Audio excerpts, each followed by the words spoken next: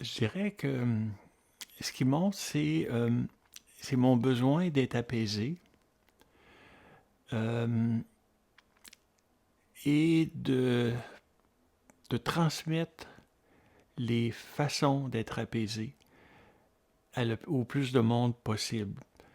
Je pense que ça fait suite à des blessures ressenties dans mon enfance, euh, où j'étais insécure dans un milieu familial ou de chicane, d'alcoolisme.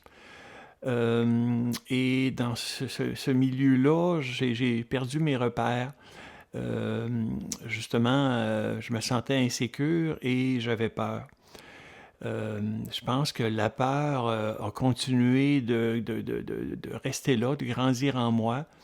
Et j'ai cherché pendant toute ma vie des pistes, des façons de me sentir bien, le bien-être, en fait, mon bien-être intérieur. Et ça a été un long cheminement.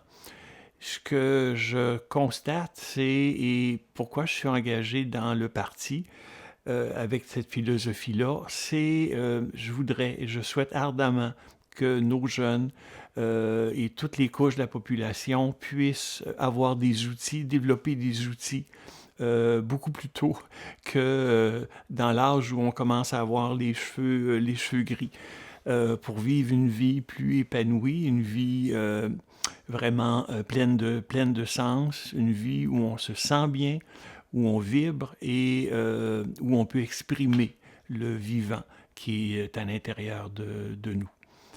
Euh, donc, c'est à travers ça, c'est à travers les enjeux que j'ai eus. Je réalise également que actuellement la société euh, s'en va, en fait, on est face à un mur. C'est un mur où il y a une augmentation de violence, il y a une augmentation de la criminalité, où il y a une augmentation des gens qui prennent des antidépresseurs, des suicides, de la violence, et c'est inquiétant. Qu'est-ce qu'on a à faire face à un mur? C'est de prendre une pause, de freiner, de ralentir, et ensuite de se positionner pour est-ce que je tourne à gauche, est-ce que je tourne à droite, mais il y a un choix à faire. Et c'est ce frein-là, c'est ce moment de pause que j'ai dû me prendre et m'infliger et que je choisis de prendre à tous les jours pour descendre la pression, descendre ce qui monte de crainte et de peur. Et en faisant ça, bien, c'est une façon déjà de me guérir, une façon déjà de me sentir bien. Euh, il y a toutes sortes de choses qui sont nécessaires à l'apprentissage du bien-être. Ça passe par un état de conscience. Ça passe par ressentir des choses.